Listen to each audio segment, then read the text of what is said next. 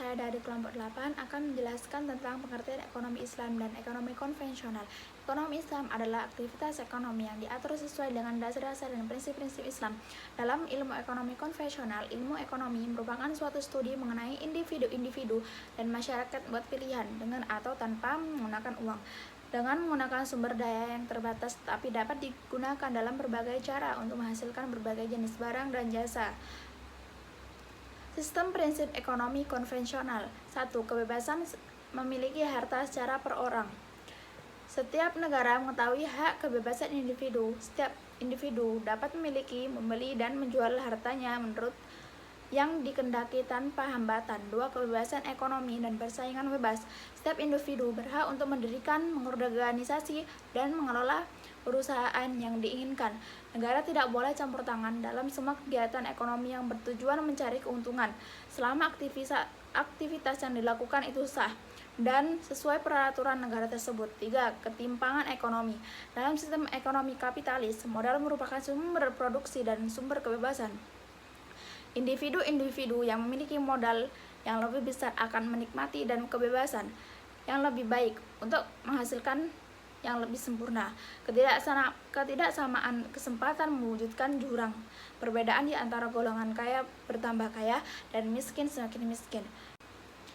B. Sistem prinsip dasar ekonomi Islam. 1. Prinsip Tauhid. Fondasi keimanan Islam ini bermakna bahwa segala apa yang ada di alam semesta didesain dan diciptakan dengan sengaja oleh Allah Subhanahu wa Ta'ala, bukan kebetulan, dan semuanya pasti memiliki tujuan.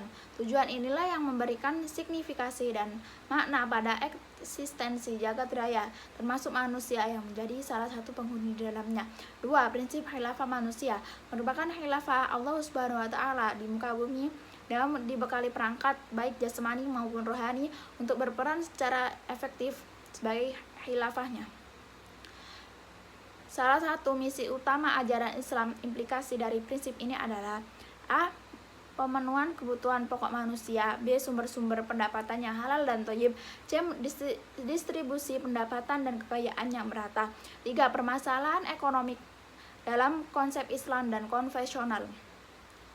Inti dari masalah ini adalah kebutuhan manusia yang tidak terbatas, sedangkan alat pemuas kebutuhan terbatas. Para ahli ekonomi konvensional menyebutkan sebagai masalah kelangkaan. Kelangkaan atau kekurangan berlaku sebagai akibat dari ketidakseimbangan antara kebutuhan masyarakat dengan faktor-faktor yang tersedia dalam masyarakat. Di suatu pihak, dalam masyarakat selalu terdapat keinginan yang relatif tidak terbatas untuk menikmati berbagai jenis barang dan jasa yang dapat memenuhi kebutuhan mereka. Oleh sebab itu, masyarakat tidak dapat memperoleh dan kenikmatan semua barang yang mereka butuhkan atau diinginkan. Mereka harus membuat pilihan. Assalamualaikum warahmatullahi wabarakatuh. Perkenalkan, nama saya Isniani Astuti dengan NIM 2120602153. Di sini saya akan melanjutkan materi yang sebelumnya sudah disampaikan oleh rekan saya. Kebutuhan masyarakat. Yang dimaksud dengan kebutuhan masyarakat adalah kegiatan masyarakat untuk memperoleh barang dan jasa. Keinginan yang dimaksud di sini dibedakan menjadi dua bentuk. Yang pertama, keinginan yang disertai oleh kemampuan untuk membeli, dan juga yang kedua, keinginan yang tidak disertai oleh kemampuan untuk membeli. Barang yang dibutuhkan manusia juga terdiri dari benda yang dapat dilihat dan diraba secara fisik, seperti baju, sepatu, makanan, minuman, dan juga tempat tinggal. Jasa bukanlah berbentuk benda, sebab ia merupakan layanan seseorang atau suatu barang yang akan memenuhi kebutuhan masyarakat. Banyak pemikir ekonomi muslim khususnya, yang membahas tentang permasalahan ekonomi dalam Islam. Di antaranya adalah yang pertama, pemikiran ekonomi Bakar As-Sadr. Menurut beliau, masalah ekonomi muncul karena adanya distribusi yang tidak merata dan tidak adil sebagai akibat sistem ekonomi yang membolehkan eksploitasi pihak yang kuat terhadap pihak yang lemah. Yang kuat memiliki akses terhadap sumber daya sehingga menjadi sangat kaya, sementara yang lemah menjadi sangat miskin karena tidak memiliki sumber daya. Teori distribusi secara Islami menurut beliau terbagi menjadi dua bentuk, yaitu yang pertama, pekerja yang melakukan kerja pada kekayaan alam menjadi pemilik hasil kerjanya, yakni peluang.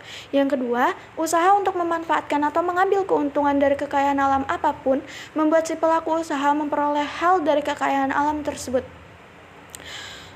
Yang selanjutnya, teori dan tanggung jawab negara menurut Bakar Al-Sadr. Beliau menyatakan bahwa hukum Islam menugaskan negara untuk menjamin kehidupan seluruh individu. Teori ini membahas 3 konsep dasar. Yang pertama, konsep jaminan sosial, yang kedua, keseimbangan sosial, dan juga yang ketiga, teori intervensi negara. Setiap negara mengetahui hak kebebasan individu untuk memiliki harta perorangan. Setiap individu dapat membeli, memiliki, dan juga menjual hartanya menurut yang dikehendaki tanpa hambatan. Setiap individu berhak menikmati manfaat yang diperoleh dari produksi dan distribusi, serta bebas untuk melakukan pekerjaan. Yang kedua, pemikiran ekonomi menurut Al-Ghazali. Beliau berfokus pada perilaku individu yang berakar dari sebuah konsep yang disebut dengan fungsi kesejahteraan sosial Islami. Menurut beliau, kesejahteraan atau maslahah dari suatu masyarakat tergantung pada pencarian dan pemeliharaan 5 tujuan dasar, yakni agama, hidup atau jiwa, keluarga atau keturunan, harta atau kekayaan, dan juga intelek atau akal. Ia menitikberatkan bahwa sesuai tuntutan wahyu, tujuan utama kehidupan umat manusia adalah untuk mencapai kebaikan kehidupan dunia dan akhirat. Materi selanjutnya yaitu solusi Islam dalam ketidakadilan ekonomi. Yang A, penegak hukum yang khusus memonitor segala bentuk pelanggaran hak yang dilakukan pelaku usaha. Yang kedua, pelaku ekonomi dan kelembagaan masyarakat mempunyai hak khiyar, yang merupakan salah satu hak bagi kedua belah pihak yang melakukan transaksi atau akad ketika terjadi beberapa persoalan dalam transaksi yang dimaksud. Hak khiyar sendiri terbagi menjadi 3, yaitu yang pertama, khiyar tadlis atau membatalkan karena barangnya cacat. Yang kedua, khiyar aib atau kurangnya nilai tersebut di kalangan ahli pasar. Yang ketiga, khiyar syarat atau hak pilih yang dijadikan syarat keduanya. Yang C, masyarakat menyelesaikannya dengan media al-sulhu atau perdamaian. Masyarakat menyelesaikannya dengan jawatan al-hisbah atau lembaga pengawasan. Lembaga pengawasan ini bekerja dalam suatu hubungan pengaruh-mempengaruhi antara satu dengan yang lainnya, sehingga berfungsi secara konsisten. Yang terpenting adalah bahwa sistem ini mampu menanggapi gangguan luar dan dapat menyesuaikan diri dengan kondisi yang berubah-ubah. Suatu sistem ekonomi harus mampu bertahan menghadapi berbagai gangguan perubahan. Selama ini telah lahir bermacam-macam sistem ekonomi, namun banyak pula kemudian tenggelam dilanda arus perubahan. Sekian materi dari saya, terima kasih. Wassalamualaikum warahmatullahi wabarakatuh. Perkenalkan, nama saya Muamir Kadepel Arsi, NIM saya 2120602163. Saya dari kelompok 8 ingin melanjutkan presentasi dari kelompok kami. 4.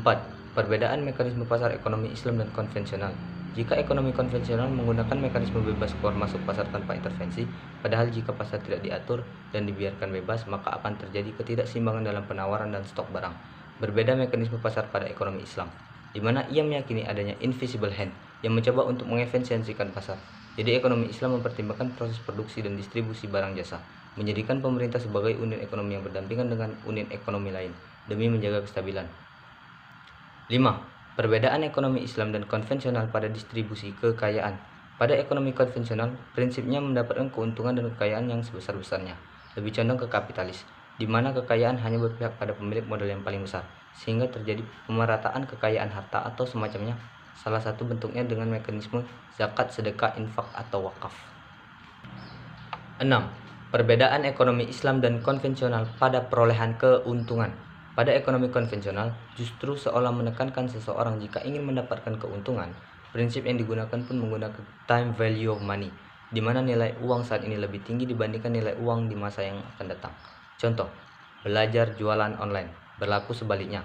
Perolehan keuntungan pada ekonomi Islam dihitung ketika terjadi transaksi bisnis, maka akan terjadi pembagian keuntungan dari bisnis tersebut, sehingga terjadi keseimbangan antara usaha dan tindakan. Tidak ada istilah bunga yang sifatnya merugikan bagi mereka yang meminjam uang di bank dan semacamnya. Kini ekonomi syariah di Indonesia tengah menjamur di mana-mana, tidak hanya dalam bentuk perbankan saja, tetapi dalam bentuk properti juga pun ada. Sudah ada embel-embel ekonomi Islam dan ekonomi syariah. Memang hal ini awal yang baik, namun kenyataannya di lapangan masih selalu ada sisi kekurangan dari ekonomi Islam, di mana ekonomi Islam tidak sesuai bekerja sebagaimana tanggung jawabnya, semacam hanya kedok atau istilah syariah. Dari sistem kerja dan lain-lainnya masih sama. Itu sebabnya perlu kejelian dan seleksi dalam memilih bank syariah. Baik, kesimpulan dari kelompok 8 adalah 1. Permasalahan dalam ekonomi Islam adalah distribusi yang tidak merata, sedangkan konvensional adalah kelangkaan. 2. 2. Solusi yang ditawarkan Islam antara lain: A. Masyarakat mempunyai hak khiyar. Maksud dari hak khiyar adalah salah satu akad bagi kedua belah pihak yang melakukan transaksi ketika terjadi beberapa persoalan dalam transaksi yang dimaksud. Hak khiyar sendiri terbagi menjadi: 1. Khiyar tadlis, membatalkan karena barangnya cacat. 2. Khiyar aib, kurangnya nilai tersebut di kalangan ahli pasar. 3. Khiyar syarat, hak pilih yang dijadikan syarat keduanya. B. Masyarakat menyelesaikannya dengan media al-hulhu, perdamaian. C. Masyarakat menyelesaikannya dengan jawatan al-sibah, lembaga pengawasan. Baik. Sekian presentasi dari kelompok 8. Akhir kata, wassalamualaikum warahmatullahi wabarakatuh.